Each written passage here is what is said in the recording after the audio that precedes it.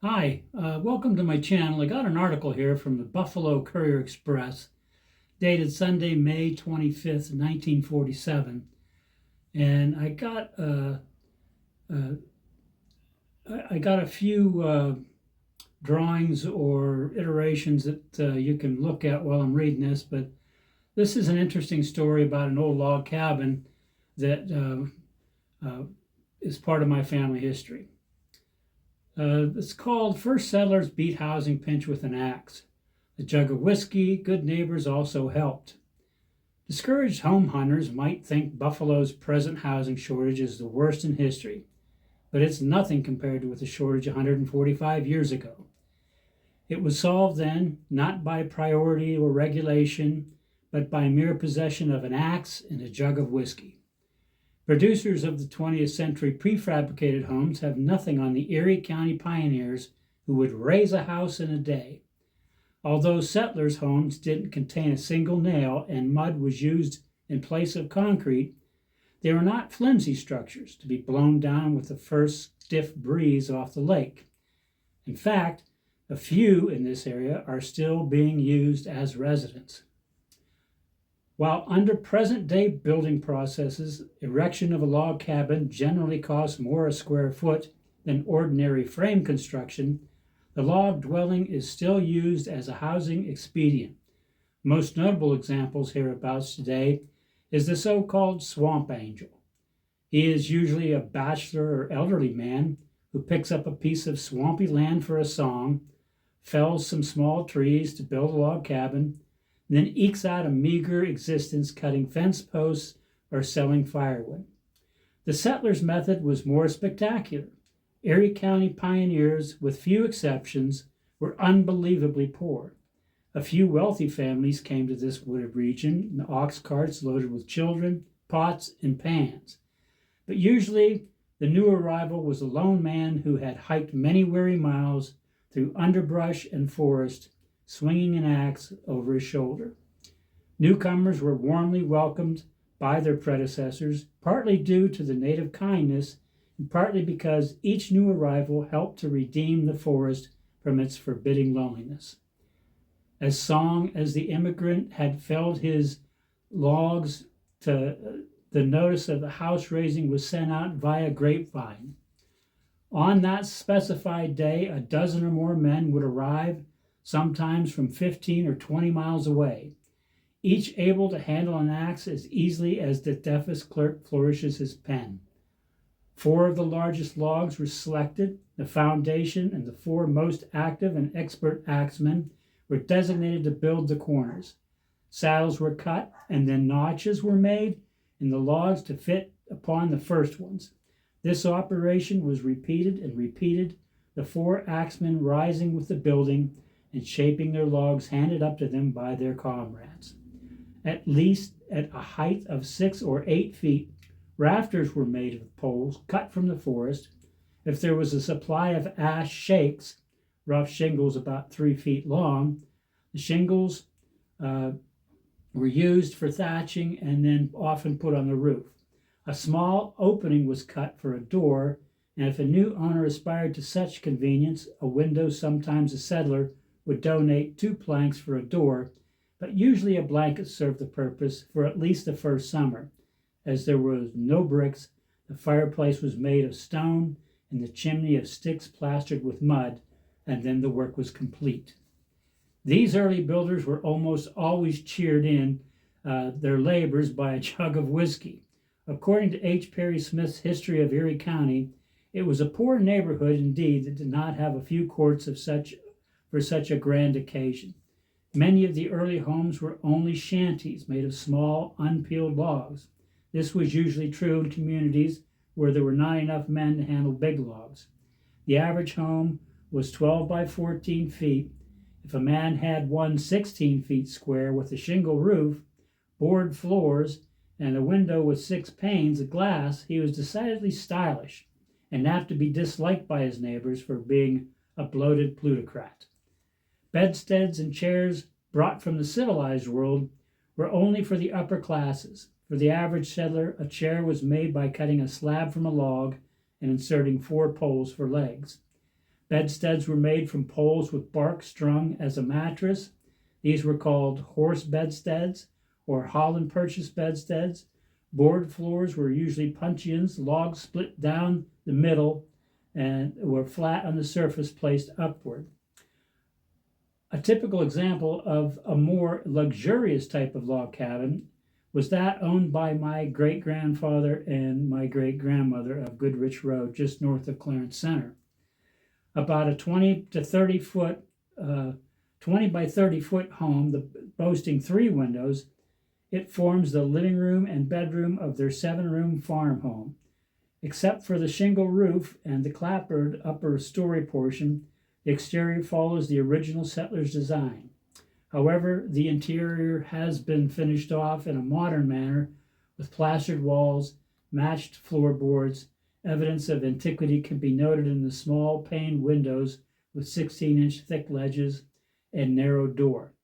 The latter is made of 2 planks and still has wrought hinges on the latch.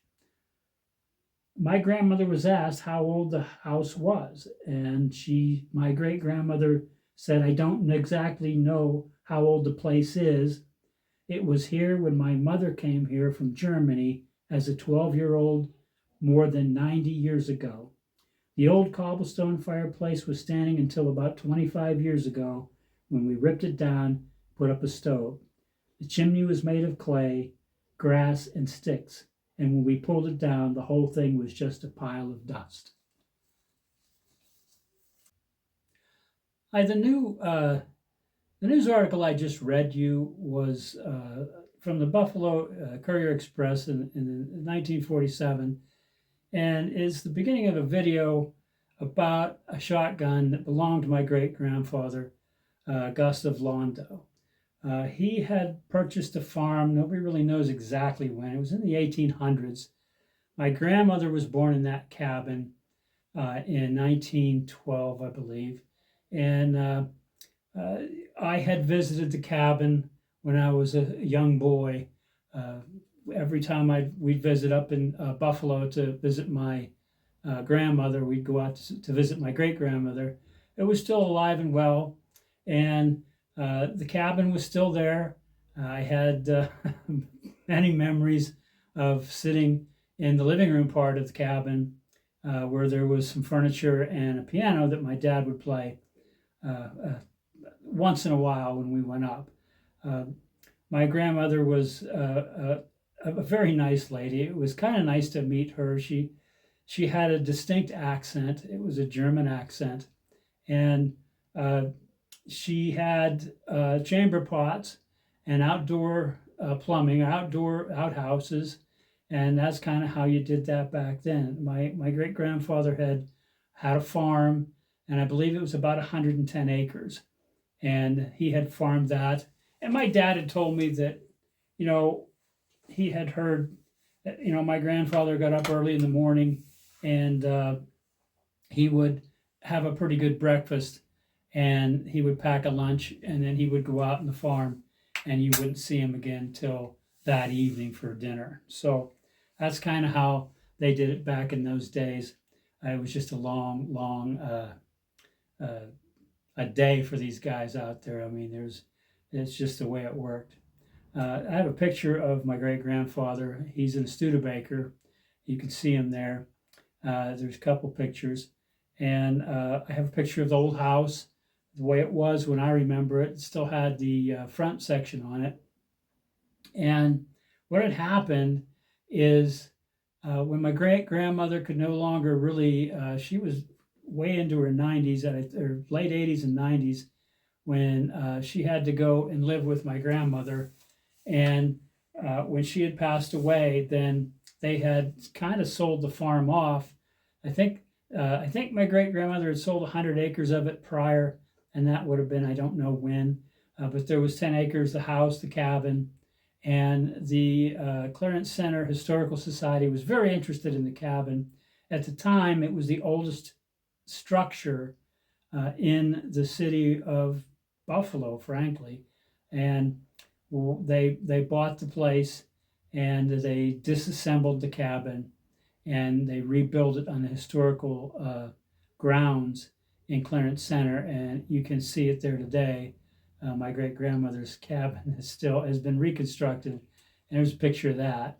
And it's kind of interesting to me that part of my family's history is now in a museum. And a couple of things that that we had got was some of the, like that article I had just read from, and this old shotgun. This is an old Iver Johnson's Arms and Cycle work. This particular gun was made in about 1910. I know it's my great-grandfather's gun because he has his name engraved in it here, Gustav Londo. And I had got the shotgun. My grandmother had got the shotgun. My grandmother gave it to my father. My father had give it to me. I will give it to my son, who will give it to his. So, and my grandchildren are now getting of age, and they'll be teenagers soon. So if you think about it, it's my great-grandfather, and it'd be my son's great-great-grandfather. And what a wonderful thing to be able to hand this off to Gus's great-great-great-grandson. So that's kind of a cool thing. And it is an old shotgun. You know, I looked up an ad. These sold for about $7.95 when my grandfather would have bought it, my great-grandfather. And in today's money, that'd be around $250, $280, believe it or not, with inflation. So wasn't it cheap? Sounds cheap today, but it really wasn't cheap in those days. And it's a 12 gauge, and my grandfather, great-grandfather would have used this around the farm, hunting or just, you know, taking care of varmints and the like. And this is the part of a memory I have of my great-grandfather Gus, who I never met.